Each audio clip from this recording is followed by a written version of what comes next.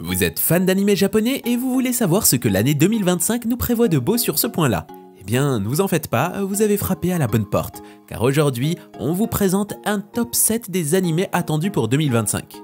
J'ai trié ça par ordre de popularité, donc si vous ne trouvez pas dans la liste celui qui vous met le plus l'eau à la bouche, ce n'est pas de ma faute. Car en effet, ce classement ne se veut pas être exhaustif, et il y a beaucoup d'animés prévus pour 2025, il a donc fallu que je fasse des choix, donc s'il vous plaît, ne m'incendiez pas dans les commentaires. Bon, sans plus tarder, commençons. Les Carnets de l'apothicaire, saison 2. En 7ème position, on retrouve la saison 2 de l'animé des Carnets de l'apothicaire, dont la première saison, comptant 24 épisodes, a été diffusée en 2023 et qui a été bien accueillie par la critique. Pour vous faire un bref synopsis, sans spoiler bien sûr, l'animé se déroule dans le contexte de la Chine impériale. On suit une jeune fille du nom de Mao Mao, venant d'un milieu modeste et élevée par son père, qui est apothicaire. C'est donc dans ce contexte que l'histoire se développe, et c'est surtout autour de cette fille, qui semble rien avoir de spécial, que le scénario va prendre forme. En particulier, le jour où celle-ci se fera kidnapper. Je ne vais pas vous en dire plus, mais sachez que vous pouvez dès maintenant vous plonger dans la saison 1, et la saison 2 sortira le 10 janvier 2025. Et à l'heure où vous voyez cette vidéo, où je publie cette vidéo, elle est déjà sortie. Solo Leveling, Arise from the Shadow. À la 6ème position, on retrouve Solo Leveling, Arise from the Shadow. Je pense que vous connaissez tous Solo Leveling, je ne vous ferai pas l'affront de vous le présenter. Désormais plus puissant que jamais, du fait de sa nouvelle classe de nécromancien, Sung Jin-woo va reprendre sa quête visant à obtenir l'élixir de vie, avec une créature aussi redoutable qui grisse à ses côtés, ce qui autrefois paraissait insurmontable, comme la forteresse démoniaque, un donjon de rang S, semble désormais à sa portée, presque comme une simple formalité. Avant de se lancer dans cette épreuve, cependant, le chasseur décide de participer à l'exploration d'un portail, une mission d'entraînement menée aux côtés de la guilde du Tigre Blanc. Mais vous vous en doutez, ce ne sera pas si facile, et nous découvrirons cela au courant de janvier 2025. Encore une fois, c'est très probablement sorti au moment où vous regardez cette vidéo. Hubelblatt. Je pense que la plupart des lecteurs assidus de manga qui me suivent connaissent Hubelblatt, ce seinen qui prend place dans un univers dark fantasy un peu similaire à Berserk, notamment dans l'ambiance et l'univers.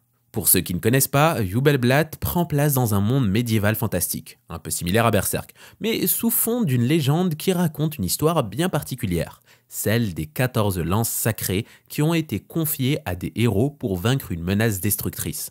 Cependant, 7 ont choisi de trahir leur mission. Ils furent nommés les lances de trahison, tandis que les 7 autres furent nommés les 7 héros. Et des années plus tard, un guerrier répondant au nom de Quenzel, je ne sais pas comment ça se prononce, apparaît.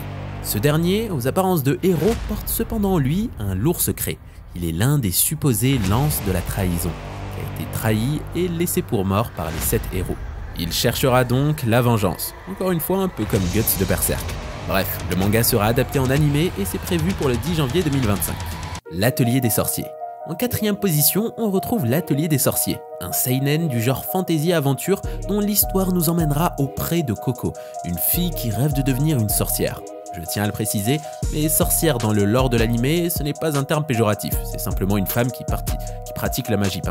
Cependant, chose qui change tout, dans le lore de l'Atelier des Sorciers, la magie est un don qui s'obtient à la naissance, et Coco n'en est malheureusement pas dotée.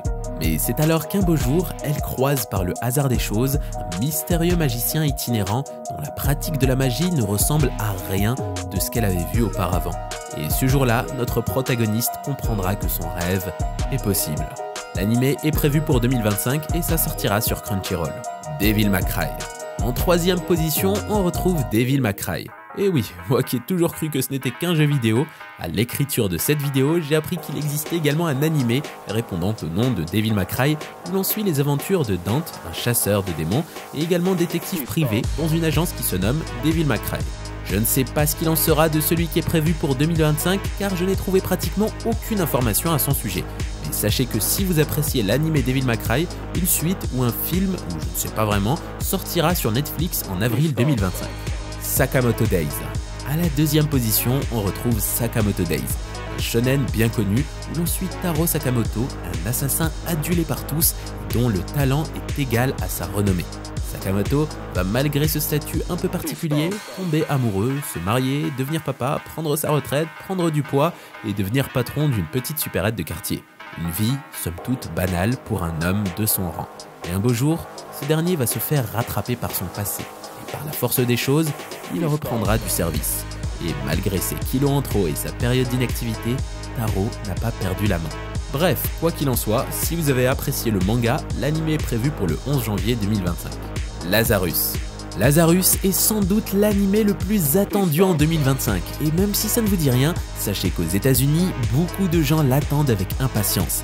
Car en effet, la première diffusion ne se fera pas au Japon comme à l'accoutumée, mais aux États-Unis sur la chaîne Adult Swim, que vous connaissez peut-être pour ses diffusions plutôt barrées comme Unedited Footage of a Bear ou encore This House Has People in It. Quoi qu'il en soit, ce vaccin a eu pour effet de drastiquement réduire la violence dans le monde. En fait, ça a même eu pour effet de supprimer la violence dans le monde, de résoudre tous les maux de notre terre comme la faim, la soif, la guerre, bref, il a eu pour effet d'apporter la paix dans le monde. Mais un beau jour, le docteur Skinner refait surface et annonce à tous les vaccinés qu'ils n'ont plus que 3 ans à vivre. Puis le docteur disparaît. Rien que ce scénario m'a rendu très curieux, et je pense que je le verrai dès sa sortie. Naturellement, les hommes vont se réunir et une équipe de 5 agents spéciaux va être montée dans le but de partir à la recherche du docteur Skinner dans l'éventuel but de le forcer à trouver une solution comme un anti-vaccin ou je ne sais quoi d'autre. Bref, l'anime est prévu pour 2025 sur la chaîne Adult Swim et je pense qu'il se retrouvera très rapidement disponible sur internet en streaming comme pratiquement toutes les diffusions qui ont eu lieu sur la chaîne.